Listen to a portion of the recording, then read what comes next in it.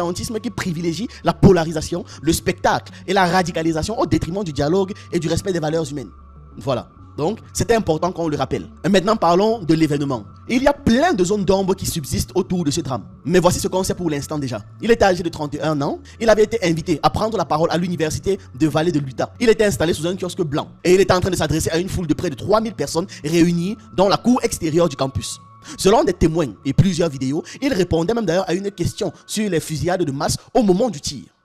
Un spectateur lui a demandé: savez-vous combien d'Américains transgenres ont commis des fusillades de masse ces 10 dernières années? Et il a répondu: trop. Le spectateur a précisé qu'il y en avait eu 5 et a demandé combien de tueurs de masse avaient été recensés au total. Kurtz a ironisé en disant: comptez-vous ou pas la violence des gangs? C'est à ce moment-là que le coup de feu a retenti. You know how many transgender Americans have been mass shooters over the last 10 years?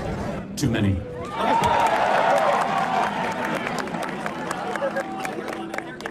Okay, now 5 is a lot, right? I'm gonna give you some credit. Do you know how many mass shooters there have been in America over the last 10 years? Counting or not counting gang violence? Great.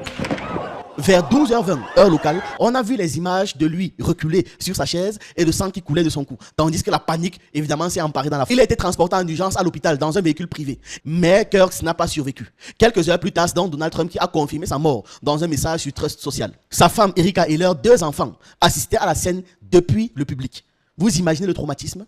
Les autorités parlent d'un assassinat, mais l'auteur du tir reste inconnu. Il y a 2 personnes qui ont été arrêtées avant finalement d'être libérées faute de lien avec la fusillade. Je vais vous montrer à quel point les médias américains nous prennent pour des quiches. Il faut savoir que même pas 5 minutes après le coup de feu, un vieil homme du nom de Michael Mallison va être arrêté. Il est directement accusé du meurtre à l'instant T, tout le monde est sûr que c'est lui. Originaire de l'Utah, les médias américains nous le vendent comme un gauchiste, ça fait à peu près le suspect idéal. Sauf qu'on apprend un peu plus tard que ce vieil homme était dans la foule et que la balle est partie à plus de 190 mètres, donc c'est impossible que ça soit lui. Rendez-vous compte, voici la distance avec laquelle le tireur d'élite a touché Charlie Kirk avec une précision phénoménale. La distance est à peu près équivalente à 2 stades de foot, je ne vais pas me mouiller en vous disant que c'est probablement un ancien militaire vu la précision avec laquelle il a fait ça. Il n'y avait qu'un seul bâtiment qui procurait une vision parfaite sur Charlie Kirk, mais il faut savoir que ce bâtiment est à 50 mètres d'un commissariat de police. Et il y a des vidéos prises par des passants qui ont bel et bien vu un homme sur le toit de ce bâtiment. Ma question est la suivante: comment ça se fait que le tireur qui était à 50 mètres du commissariat de police du campus, ce dernier n'a pas été filmé par les caméras de surveillance, on ne sait même pas à quoi il ressemble. Les seules images que nous possédons, ce sont des individus lambda qui l'ont filmé. La police américaine déclare pourtant avoir commencé une chasse à l'homme, il regarde dans les buissons, dans les jardins du campus, mais on ne possède ni l'image, ni le nom de l'assaillant, ni le type d'arme avec lequel ce crime a été effectué. Une journaliste américaine déclare: ne soyez pas surpris si on ne retrouve jamais le tireur. Vous savez ce qu'on dit, si quelqu'un est sûr de quelque chose qui est incertain, c'est qu'il en sait beaucoup. Cette affaire reste toujours en cours, a déclaré le département de sécurité publique de l'Utah, qui dirige désormais les forces de l'ordre locales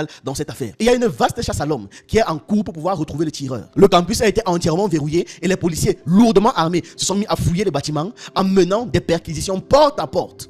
Selon les autorités, l'assaillant aurait tiré depuis le toit d'un bâtiment proche de la cour où Kurtz s'exprimait. Les enquêteurs étudient la vidéo de surveillance et pensent que le suspect portait des vêtements sombres. Après examen de vidéos publiées sur les réseaux sociaux,